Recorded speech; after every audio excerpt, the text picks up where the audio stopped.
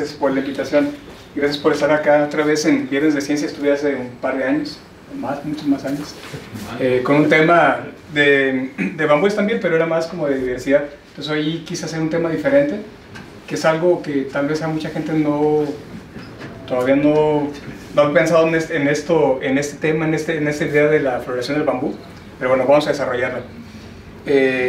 A todos nosotros nos gustan las flores, básicamente a todos nos gustan las flores, y de hecho las flores es parte de nuestra esencia cultural como humanos, y desde los neandertales ya había evidencia de que los neandertales utilizaban flores en sus entierros. Nosotros las seguimos utilizando y nos sigue maravillando. En los jardines de las casas, en las calles, los árboles florecen, ahorita están los tabachines, que no son tabachines. Pero bueno, todas estas fotografías que les voy a enseñar ahorita, algunas son flores, otras no hay flores como tal, pero todas son de flores de aquí de Jalisco. Es un trabajo de un estudiante que tengo de doctorado. Estamos haciendo hizo una actualización del estado florístico de Jalisco. Entonces, si pueden ver, pues hay muchas formas, colores. A mí me gustan mucho las flores, ¿no? Entonces, aquí vemos muchas más flores, algunas endémicas, otras recién descritas como esta de acá, se escribió el año pasado, otras muy raras, muy bonitas, hipomeas, un poquito más de flores. Y por ahí, los que no son biólogos, porque ya vi que hay biólogos, de ahí cuáles no son plantas con flores, que tengan flores. Es pregunta para unos biólogos. Plantas que no tengan flores, que no produzcan flores de esas fotografías, de esa última. Los Inca. La suculenta. La suculenta no, sí tiene flores la suculenta. Esta no tiene flores. ¿La C? La C tampoco, es un pino. Y aquí está un Juniperus. Entonces esas son otras plantas que les llaman gimnospermas, que son plantas que no tienen flores como tal. Sus estructuras reproductivas son desnudas. Aquí están esta es la semilla está aquí, una semilla alada. No tienen estas características de tener un ovario y dentro de tener las semillas, ¿no?, protegidas por un ovario que finalmente se convierte en un fruto. Entonces esa característica de tener un fruto es exclusivo de las angiospermas. Y es un grupo muy diverso de plantas, que son aproximadamente 370.000 especies. A lo mejor no serán muchísimas, pero es mucho. 370.000 especies de plantas con flores. Y bueno, tenemos flores de diversos tamaños, colores, formas. Y algo muy interesante es que nos adornan todo el tiempo, ¿no? Por ejemplo, ya no se llama tabebuya, no, creo que sí es tabebuya rósea o rhododendron, no sé cómo quedó el nombre, pero antes era tabebuya rósea. Aquí en Guadalajara las vemos también florecer y nos maravilla verlas. Por ejemplo, aquí las primaveras, hace un par de meses, un mes atrás, las amarillas que estaban así floreciendo por La Paz. Es decir, las flores nos llenan como de vida, nos da mucha alegría ver flores, ¿no? Y sobre todo estas flores vistosas. Pero las flores tienen lo que le llaman los ecólogos síndromes de polinización, es decir, tienen funciones especiales para que sean polinizadas por agentes especiales. Entonces, algo muy característico son las flores que se los polinizan los colibríes. Siempre, casi siempre, no necesariamente, pero son flores así, tubulares y de corolas rojas. No necesariamente, los colibríes cuando tienen hambre llegan a todo, ¿no? Hasta los bebederos, pobrecitos, ahí se andan emborrachando con el agua alcohólica que queda. Entonces aquí es muy típico, ¿no?, ver a colibríes. Algunas sí son pirateadas de la red y ahí pongo el crédito donde la bajé, las otras, algunas que no tengan nada de eso son mías. Ese tipo de flores pues están como diseñadas, ¿no?, un tubo para que llegue el colibrí, saque su lengüita y tome el néctar. Hay otro que es por murciélagos. Esta a lo mejor no es tan evidente para nosotros, pero sí hay muchas plantas, no muchísimas, y sabemos que hay plantas que deben de ser polinizadas por murciélagos y que son muy importantes ecológicamente hablando, ¿no? Una de ellas pues son las cactáceas. Esta la tengo ahí en la casa. Esta es endémica, bueno, era endémica para Jalisco, ahora está en Guerrero también. Si se fijan, son flores más abiertas, de colores verdosos, crema, y abren casi siempre a la noche, ¿no? Estas plantas son muy vistosas o son muy atractivas para los murciélagos. No tienen aroma y llegan los murciélagos muy tranquilamente a beber néctar y polinizarlas, ¿no? Entonces ese tipo de plantas tienen esta polinización. Hay muchísimos tipos de síndromes, ¿no?, de polinización. Hay por insectos, que esta es la mayoría, ¿no? Y en insectos podemos dividirlas en diferentes tipos de flores, pero no voy a poner todas, ¿no? Pero por ejemplo, orquídeas que tienen estas líneas, flores pequeñitas tubulares, flores también pequeñitas tubulares, con otras flores acá liguladas que atraen a los insectos, y es muy evidente, ¿no? Avispas que llegan, es decir, avispas, abejas, polillas. Bueno, las polillas polinizan otro tipo de flores que son blancas, tubulares, muy aromáticas, como esos hueles de noche, si han pasado por las casas. Esos son abiertos, se abren de noche y llegan las polillas. Pero bueno, otro síndrome que también es, a lo mejor no es tan visible para nosotros porque no las tomamos en cuenta, porque no tienen flores vistosas, ¿no? Y son las que tienen síndrome de polinización por el viento. Es decir, aquí tenemos un encino, los encinos todos se polinizan por el viento, y estos son pastos. Es un pasto y por acá hay un bambú. Entonces estos síndromes de polinización no son flores vistosas, no gastan energéticamente en tener estructuras muy vistosas, simplemente lo que hacen es pues sacar sus estructuras reproductivas, liberar el polen y que el viento se lo lleve, ¿no? Entonces gastan mucho más en polen que en otro tipo de recursos. Y por aquí tengo un video, a ver si se ve. Ahí está, vean. Este no es una angiosperma, es una gimnosperma, pero cuando uno ve los pinos o este tipo de plantas que generan miles de millones de gramos de polen, entonces uno las mueve y el polen se va por todos lados. Entonces las flores tienen partes, ¿no? Los botánicos les damos nombres a las... No vamos a meternos mucho en detalle, pero lo que quiero que vean es lo que nos llama la atención, pues desde luego son los pétalos, ¿no? Pero tienen las estructuras reproductivas. Aquí está el ovario, están los óvulos donde se hace la fecundación, tiene el estigma, el estilo, donde entra el polen, las anteras, que es lo que se genera aquí dentro del polen, que polinizan y caen dentro de aquí, y se convierte esto en un fruto. Hay muchas variantes, ¿no? De flores, de formas. Nos vamos a meter en detalles, no es asunto de la charla, y aparte no me la sé tampoco. Y los pastos, es decir, las gramíneas, pues son plantas con flores, también pertenecen a las angiospermas, pero son diferentes, ¿no? Un poquito diferentes, no muchísimo. Tienen sus tallos, sus hojas, y arriba tienen sus inflorescencias. Eso que nosotros vemos, casi de seguro que todos han visto un pasto, alguna flor de un pasto, tienen estructuras, y ahorita vamos a ver a detalle qué son esas estructuras. Entonces, los pastos tienen estas flores muy modificadas. Digamos, esa es una flor típica, es una espiguilla, se le llama así. Tienen dos brácteas, que son como dos hojitas que se llaman glumas, y luego hay otras dos brácteas, que es la lema y la palia, que cubren a lo que será la flor. Esa es la flor. Y la flor tiene las mismas estructuras que tiene cualquier otra flor, ¿no? Tiene su estigma, tiene su ovario, tiene los estambres y tienen el polen. De hecho, aquí se ve hasta polen en esta foto que saqué. No me acuerdo dónde me la pirateé. Pero básicamente en las gramíneas se le llaman espiguillas a este tipo de inflorescencias. Espiguillas. Y son la típica flor de pasto, digamos, en cierta forma, ¿no? Entonces, si comparamos una flor de una angiosperma diferente de otra familia con la de una gramínea, pues es muy reducido. Lo que serán los pétalos están prácticamente reducidos o ausentes en las gramíneas. Aquí hay unas estructuras muy chiquitas, si lo medimos eso va a tener como 1 milímetro, se llaman lodículas. Estas lodículas es el equivalente a los pétalos, pero se redujeron tanto, es decir, ¿para qué gasto energía en pétalos si yo no me polinizo ni traigo nada, si soy por el viento? Las reduzco, y en algunas gramíneas nada más hay 2, en bambúes sí hay 3, y tienen aquí, ¿no? sus ovarios, sus estigmas, su estilo.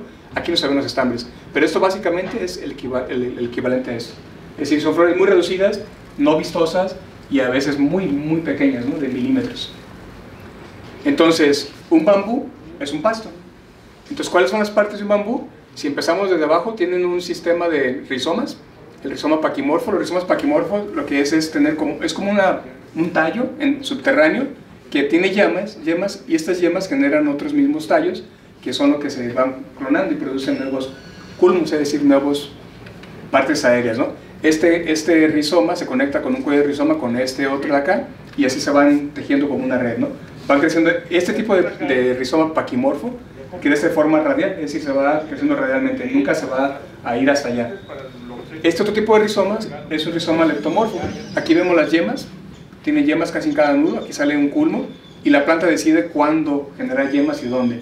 Y este tipo de rizomas iban corriendo por el suelo y pueden invadir más áreas, es decir, lo que hacen es tratar de correr más rápido para buscar luz y competir con los árboles. El culmo, o el tallo, si se le llama a los bambúes, a los pastos en general, es muy vistoso, siempre tenemos el culmo y siempre hay unas hojas aquí. Ahorita vemos cómo se llaman estas hojas. Se le llaman, ahí está atrás, ya me brinqué, entonces aquí están. Se le llaman vainas. Estas vainas son, es muy interesante, todas las vainas de los bambúes en esta cara que cubre al culmo son lisas, totalmente lisas, y son totalmente impermeables. Si ustedes toman una, le ponen agua, el agua no se permea hacia abajo, se va a ir, es totalmente higroscópica, entonces higrofóbica. Mi hipótesis es que cuando va creciendo el tallo, parece como una espiguita, está cubierto de estas vainas y lo que hace es evitar la deshidratación de las yemas, de la parte del meristemo, es decir, la parte regenerativa. Algunos dicen que es de protección para que no se lo coman, también puede ser, pero más que nada, dice, si es de protección, porque esto es impermeable. Entonces el agua que exuda se queda dentro y se va cayendo y vuelve a caer hacia el suelo. Entonces es posible que sea más bien un sistema de protección contra la deshidratación, pero bueno, habrá que probarse, ¿no? Los bambúes tienen yemas, eso es lo que tienen, muchos pasos también la tienen, pero los bambúes sí son muy evidentes. Una yema, casi todos, y algunos cuantos, un grupo que se llama chusquea, tiene una yema seguido por múltiples yemas. Y esto lo que genera es o una rama o múltiples ramas. Pero también hay bambúes que generan de una sola yema, la yema se parte y genera múltiples ramas, no necesariamente de múltiples yemas. Y aquí les decía, esta es la hoja del culmo, esto es la vaina, esta es la lámina, esta es la hoja de la hoja foliar, es decir, las hojas que generan fotosíntesis en la parte aérea, esta es la vaina. Entonces, esta vaina de aquí es el equivalente a esto, esta lámina de aquí es el equivalente a esto de acá. Se duplican, es decir, se van como duplicando, se van como en espejo, pero para diferentes funciones, ¿no? Y los bambúes producen flores. Entonces, hay dos tipos de floración, dos tipos de flores en bambúes. Esa es la típica espiguilla, donde tienen sus glumas, sus lemas, su pálea. Y esta no tiene esas glumas, tiene unas brácteas. Y lo que hacen las pseudoespiguillas es tener unas brácteas en la parte de abajo con yemas que generan nuevas pseudoespiguillas. Entonces, esto es lo diferente que tienen los bambúes a los gramíneas en general, ¿no? Esto es una novedad evolutiva. Las pseudoespiguillas no existen en ningún otro pasto que no sean bambúes. Y cuando se fecundan, los óvulos de las gramíneas en general producen cariopsis, un fruto como el maíz, como el arroz, es un fruto. Entonces aquí tenemos un fruto de una tatea combinata, que es un bambú ticalisco, que eso mide. Y aquí tenemos el fruto de algo muy raro que se llama Bombeca reflexa, que pueden llegar a ser hasta un poco más grande que eso. Y aquí ya estaba hasta germinando, ¿ven? Esto ya es parte del culmo que va a salir nuevecito. Y los bambúes hay dos tipos, leñosos y herbáceos. Los herbáceos son bambúes pequeñitos, como un pastito, y los leñosos son esos que conocemos o que hemos visto y que nos llaman mucho la atención, ¿no? Los grandes. Entonces, ¿cuántas especies hay aproximadamente? Ya son más, ya casi llegan hasta 1800, en un checklist que tengo por ahí nuevo, y hay en todos los continentes excepto en Europa. Es muy interesante, no hay en Europa, en Australia poquitito. En Europa hay registro fósil de que sí hubo, se extinguió, no hay nada. O sea, ahorita hay todo lo que ven, la gente que vive de Europa y los ha visto son cultivados, vienen de Asia y de otros países, ¿no? Pero nativos no existen nada, son totalmente cultivados. Entonces, los bambúes son muy bonitos, a mí me gustan mucho, y en muchos países se utilizan mucho de forma hortícola, es decir, en Estados Unidos y en Europa se venden mucho los bambúes en la horticultura. En México casi no tenemos eso, y las únicas dos especies que se venden en los viveros son totalmente intrusivas, ni siquiera son nativas, ¿no? Pero bueno, otro tema.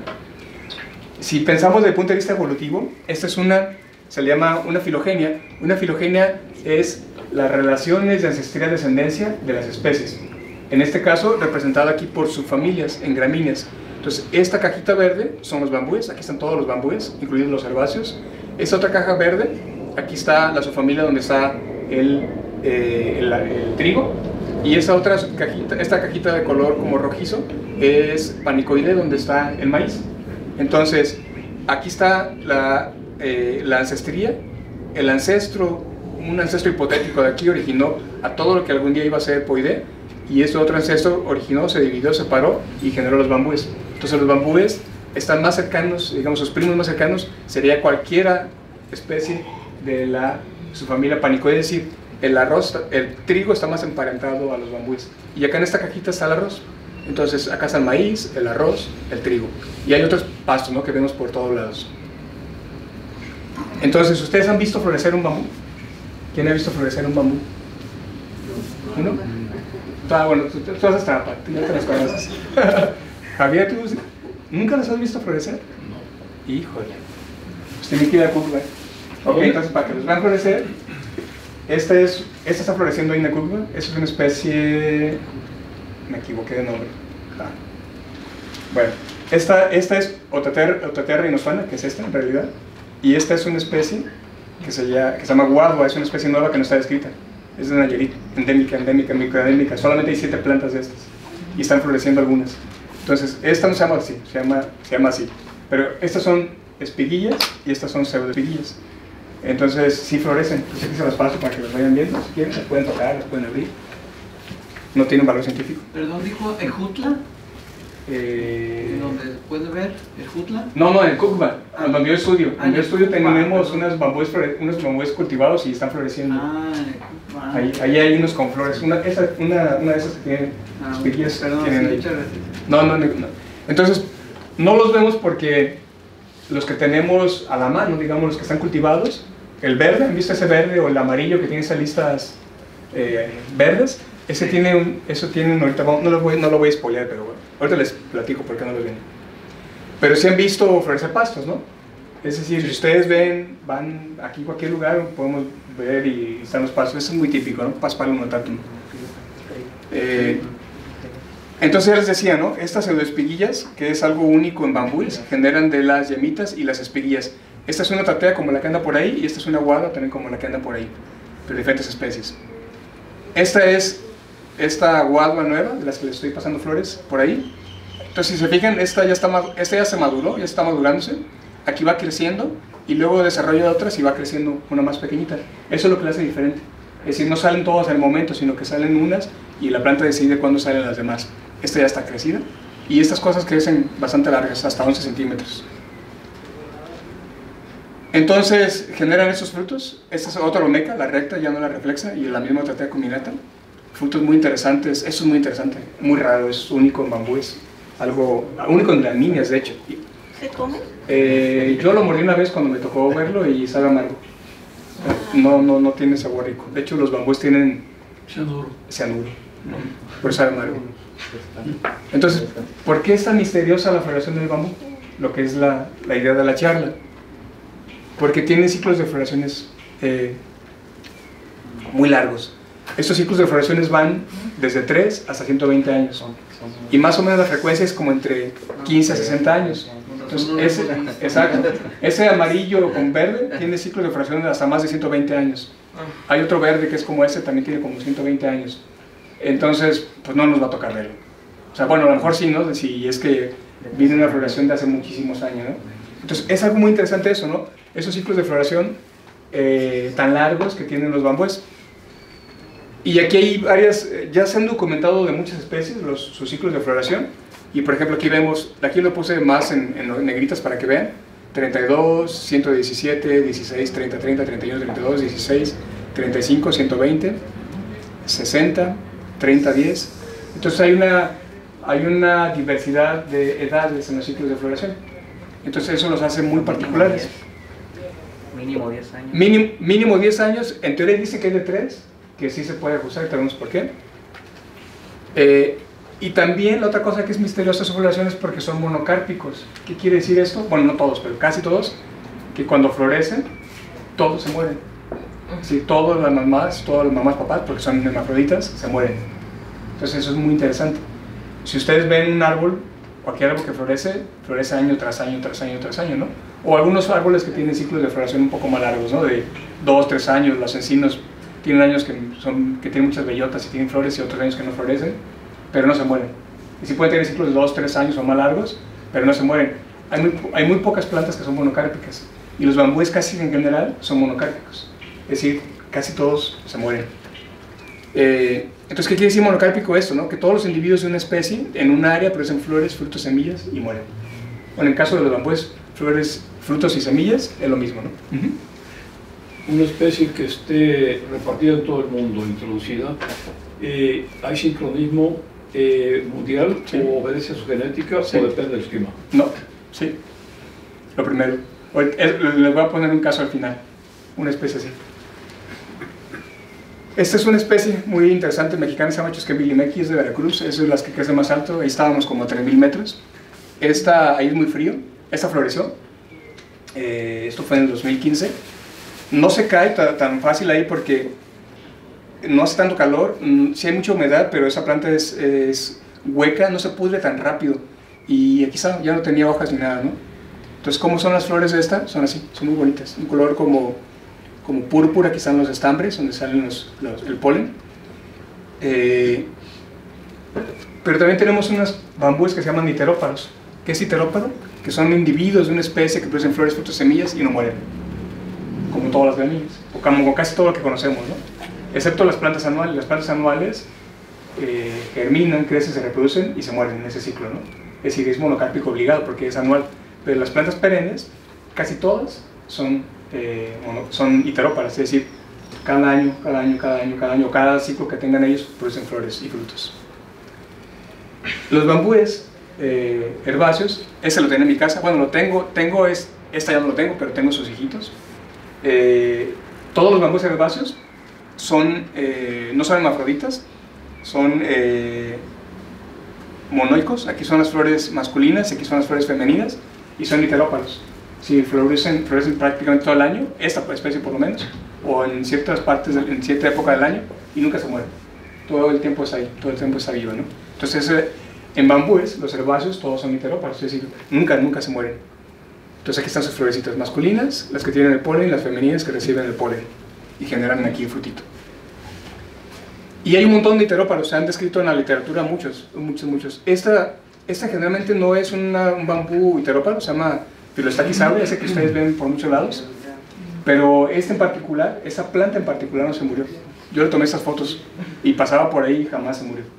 Entonces, son cosas raras, o sea, no hay reglas absolutas, ¿no?, en biología.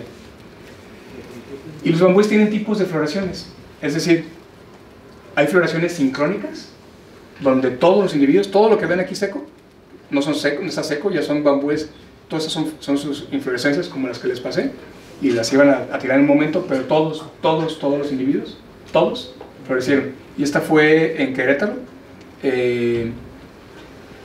Esa población tenía como 30 años que yo tenía registros de que alguien había pasado por ahí hace 30 años, jamás la había visto florecer, y floreció. Eso fue en el 2015. Y sí, todo, eran miles de plantas floreciendo. Entonces eso se le llama floración sincrónica y es muy común en bambúes. Los bambúes que tienen amplias áreas de distribución generan olas de floración. Esto que ven aquí, todo esto aquí es bambú. Vean, son 50 kilómetros hasta acá. Esto es en Brasil. Son varias especies que están aquí, por lo menos 2. Todo esto son culmos muertos, es decir, todo eso floreció ya. Entonces aquí floreció, pero acá todavía no floreció. Entonces estas olas de floración se dan mucho en bambúes que tienen distribuciones muy amplias. En México pasa, hay especies que tienen distribución desde Chiapas hasta el norte, hasta Sinaloa otra vez, y van floreciendo de sur a norte. Floreció en Chiapas, se va moviendo, y luego hasta Jalisco. Eso pasa. Y hay registros, ¿no? Esta es otra especie, estas son las mismas guaduas. Entonces vean, aquí son los parches muertos, 2001, 2002, 2003, 2004, 2005, hasta 2008, de donde ha habido floraciones en olas. Es decir, son estas especies en Brasil, Perú, cubren como 4 millones de kilómetros cuadrados. O sea, son inmensas. Entonces, al ser tan grandes, pues no florece todo, ¿no? Florecen en bloquecitos, pero sí florecen sincrónicamente, digamos. Aquí todo floreció. Cuando muere el rizoma y el culmo, sí, en esa sí, no, todo. O sea, cuando son monocárpicos, muere absolutamente todo.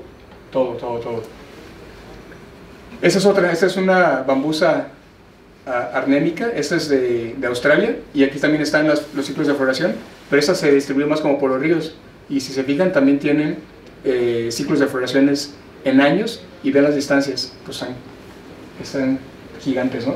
Es decir, sí son monocárpicos, pero no son sincrónicos, pero no todos, no toda la especie, sino en parches, ¿no? En bloques. Entonces, quise poner esta foto. Esta es una planta que vi una vez floreciendo, se llama Guadua velutina en Hidalgo, y es la única que está floreciendo. Y esa forma a los ríos allá, por ejemplo, Ciudad de Maíz y Ciudad Valles. Hay muchísima aguado de esta, muchas, miles de plantas, y por ahí nos toca ver de vez en cuando algo que florece, y es asincrónica. Y hay unos bambúes raros, que todavía no se ha descrito bien ese síndrome. Es una floración asincrónica y no estrictamente monocárpica. ¿Qué quiere decir eso? Esta es una especie que se llama Chusquea subtesellata, y en Costa Rica hay otra que se llama subtesellata, son muy parecidas. Lo que hace es que florece un culmo, como este, y ustedes van a la población y van a ver, siempre va a haber flores, siempre, cada año que vayan va a haber flores, siempre. Es decir, no están en una sincronía, están en una sincronía, y aparentemente el que se muere es el culmo, no el macollo, no la planta. Entonces, tal vez otro año florece otro, y tal vez otro florece otro. Pero entonces es un tipo de floración que no es asincrónica, pero no es estrictamente monocárpica o parcialmente monocárpica. Eso es raro. Entonces esta es la Chusquea, esta es la subtesellata, esta es la de Costa Rica. Y esta guadua que le pasé en las bolsitas por ahí, pues parece que hace eso, pero no sabemos todavía hasta que no sigamos año con año. El otro año la encontramos apenas y estaban floreciendo solo unos culmos. Hay 7 plantas nada más, 7 macollos, y algunos estaban floreciendo.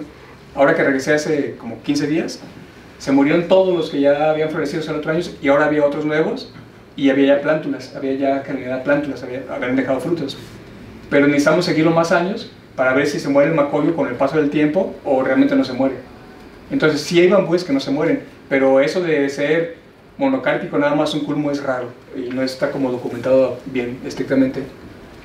Entonces, ¿cuáles son las hipótesis? En la ciencia se proponen hipótesis para probarlas, ¿no? Y por qué los bambúes tienen esos ciclos tan largos de floración. Entonces, una de las hipótesis se llama así la saciedad del depredador. Esta la propuso Janssen en el 76.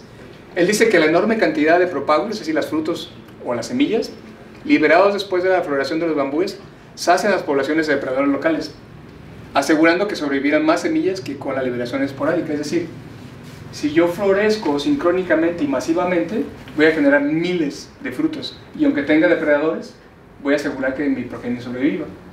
Si yo tengo floraciones de cada año, es muy probable que muchos de mis semillas, frutos sean depredadas por lo que sea, ¿no? O que no germinen. Entonces es una hipótesis. Entonces, cuando florecen los bambúes, todos estos que parecen pasitos, realmente son semillas, son frutos, son plantulitas que germinaron después de la floración. Esto fue en Colima en el 2006. Florecieron toda la población, me tocó ir y había así miles de plántulas, miles. No todas van a sobrevivir, ¿no? Es decir, muchas se murieron, de hecho. Otra hipótesis es la polinización sincrónica. Estos señores propusieron en el 87 que la producción sincrónica de polen puede aumentar las tasas de polinización cruzada, proporcionando un beneficio a los individuos que florecen durante un episodio de floración masiva. Es decir, si yo florezco simultáneamente, tengo miles de flores, y eso tengo miles de millones de granos de polen, pues aseguro que se reproduzcan, ¿no? Esa es una hipótesis. Y pues de estos participantes, de hecho esta tiene una floración asincrónica, es una guadua velutina de aquí de México. Y la tercera es la hipótesis del ciclo del fuego. Estos propusieron en el 99 que las grandes cantidades de semillas que se desprenden durante la floración masiva pueden actuar como combustible para incendios forestales provocados por un rayo, por ejemplo. En este escenario se supone que las semillas de bambú son resistentes al fuego, mientras que la vegetación competidora no lo es. Es decir, que la floración, al secarse todo, genera como esos espacios secos que pueden fácilmente incendiarse, y que las semillas pueden tolerar el fuego, ¿no? Pero muchos bambúes no crecen, muchas especies crecen en lugares donde nunca se incendian, son lugares muy húmedos. Entonces, esta hipótesis como que no está, como que es difícil probarla, ¿no? Para que sean climas secos, entonces, para que tuvieran... Podría ser, sí, y ni siquiera así, ¿no? Entonces, y pues sí, si ustedes ven aquí, que es la de Colima, pues se ve así todo seco, ¿no? O sea, prácticamente cuando ustedes van a una población que florece masivamente, todo se ve como seco, como muerto, y de hecho se van a morir. Y la probabilidad de que se incendie pues es muy alta, ¿no? Pero bueno, aquí se incendia todo y es muy alto. Entonces, y las especies que viven en lugares secos son menos que las especies que viven en lugares más húmedos. Entonces esa hipótesis está como tambaleando, ¿no? Pero ¿qué hicieron estas personas? En el 2015, Baller y compañía hicieron no prueban la hipótesis, pero desarrollan un algoritmo, una cosa matemática. Yo soy malísimo para eso. Pero básicamente lo que hacen es, ellos dicen que plantas que florecen en un año, si hay depredación, pues van a prácticamente desaparecer. Plantas que van floreciendo cada 2 años, empiezan a generar, y luego generan ciclos donde se mantienen de floración en floración y pueden dejar más propágulos en la parte esa, ¿no? Entonces, ¿cómo lo explican ellos? Esta parte azul dice, inicialmente la población se compone principalmente de bambúes de floración anual, todos estos, ¿no? Y un pequeño número florece cada 2 años, es decir, sale de esa anualidad a cada 2 años, por cuestiones evolutivas, ¿no? Dice que es simétrico entre años pares o impares. Debido a su mayor liberación de semillas individuales, las plantas de 2 años aumentan en número con el tiempo, es decir, esto se dan muchas, pero esas con el tiempo van aumentando, ¿no? La liberación total anual de semillas disminuye, ya que la liberación de semillas de la población se diluye cada vez durante los años, impares y pares de los cortes de 2 años. Entonces aquí tenemos como lo máximo de depredación y la depredación mínima. Entonces podemos ver que en algún momento se pueden disminuir, pero si van floreciendo cada 2 años, podemos asegurar que la población sobreviva. En la fase roja, que es esta, la población corre el riesgo que toda la liberación anual de semillas sea consumida por completo por depredadores. Cuando esto finalmente ocurre, todas las plantas anuales, junto con la liberación de semillas de la corte de 2 años, de ese año son eliminadas. Es decir, si florecen estas también se las van a acabar los depredadores, ¿no? Cuando la liberación total anual de semillas disminuye por debajo del máximo de potencial de depredación, es decir, asegura que haya semillas. En la fase verde, si la depredación no es inusualmente alta al año siguiente, la liberación de semillas de la corte de 2 años restante llenará la capacidad ambiental, estableciendo una sincronización en el ciclo de 2 años. Es decir, si ven que florece cada 2 años, les produce, bueno, no si ven, si lo sienten, si lo notan, quién sabe cómo lo perciban, que se sigue generando más plantas cada año, entonces mantienen los ciclos de cada 2 años. En lugar de 1 año, se rompe el ciclo de 1 año y generan ciclos de 2 años. Entonces, matemáticamente, ellos propusieron esto. Aquí tenemos de 1 año, 2 años, 3 años, 4 años, 5 años. Entonces, en algún momento, las plantas que tienen ciclos más largos se van aumentando en el tiempo. ¿Y cómo hicieron este algoritmo? Empezando con ciclos de 5 años, lo multiplican por 3 y genera ciclos de 15 años. Lo multiplican por 2, genera 30. Lo multiplican por 2 y genera 60. Esto es el algoritmo predicho y esto es lo que en realidad florece. Entonces se ajusta. El otro, como esta especie, tiene 5 por 3, 15. 15 es el mismo individuo, por 2, 30, por 2, 60, por 2, 120. Se ajusta. Esta de acá es 5 por 3, 15, se mantiene. Esto pensando filogenéticamente, es decir, que aún así las especies que están emparentadas tienen cierta tendencia a mantener ancestralmente a lo mejor una floración de 5 años y después se van multiplicando por números primos, por 1, por 2, por 3, por 5, por 4. En ese otro caso, en Chusquea es de 2, 2 por 2, 2 por 2, 4, por 2, 8, por 2, 16, por 2, 32 y se ajusta. Igual aquí, 8, 8 por 3, 24, 8 por 2, 16 y más o menos se ajusta, ¿no? Los ciclos que vemos como impares que no se ajustan como estos, es porque las plantas a veces salen del ciclo. Es decir, a veces se pueden retrasar o adelantar 1 año o más años. O sea, no tienen como esa matemática, así cada 3, y lo vamos a duplicar, no. Es decir, puede, por alguna circunstancia, que cambie de 1 año a otro, por algo azaroso tal vez. Entonces, ¿por qué el bambú tarda en florecer? En teoría dicen que para evitar depredación, ya vimos las hipótesis, acumula energía y se cree que tiene un calendario interno. Entonces, ¿por qué muere la madre? Pues para evitar competencia con los hijos de otras plantas, es otra hipótesis. Evitar herbivoría y enfermedades, que la planta al debilitarse pueda acarrear y que se pueda, es decir, si se sigue viva, la probabilidad de que lo ataquen más bichos puede ser más alta que si se muere, porque los que van a sobrevivir son los hijuelos, ¿no? Entonces, ¿qué problemas tiene esto, digamos, la floración en bambúes? Sabemos que China es un país que consume mucho bambú y nos vende mucho bambú a todo el mundo, ¿no? y una especie que se llama Philostachys edulis, que es el mozo. Este tiene ciclos de floración de 67 años. Su última floración fue en periodos, ¿no? Desde 2015 hasta 2019, pero vean lo que tiene. Tiene 4.3 millones de hectáreas, todo esto está lleno de mozo en China. Todo lo que nos venden aquí de laminados, todas esas cosas que venden en el súper, es de esta especie. Entonces, imaginen si tuvieran una floración sincrónica, pues se acaba la industria, totalmente, ¿no? Y de hecho sí están preocupados.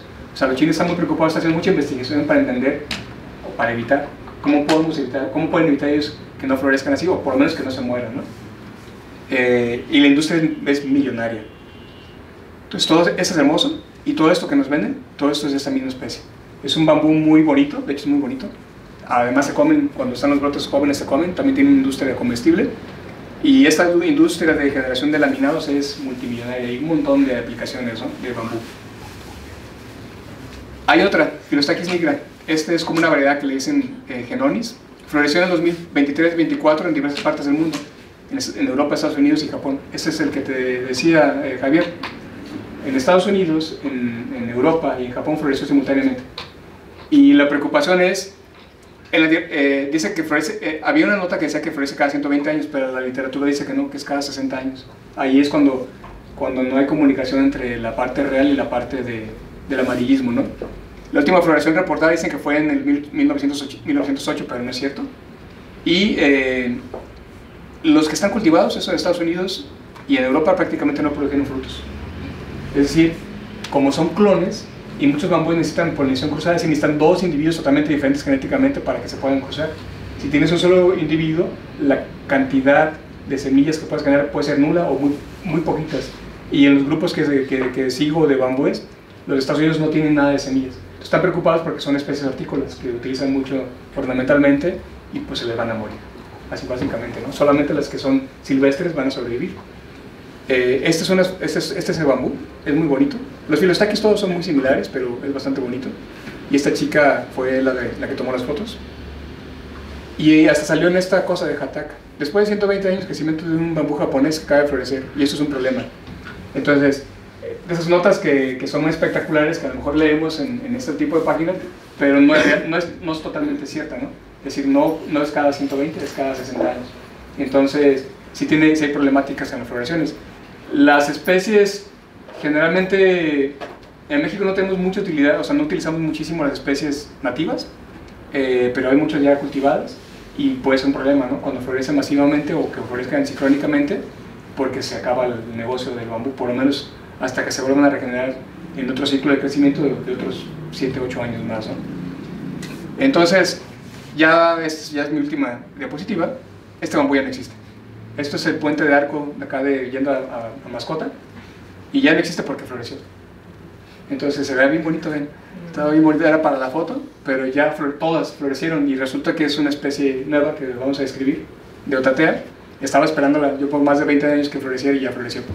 Que pasando por ahí casi cada año por los últimos 20 años hasta que floreció, pues ya no se ve así, ya hay plantulitas ya creo que no, ya están como ese tamaño, están grandes. Y pues bueno, ahí están mis redes sociales. Bueno, esta es una X, táchenlo. Muchas gracias.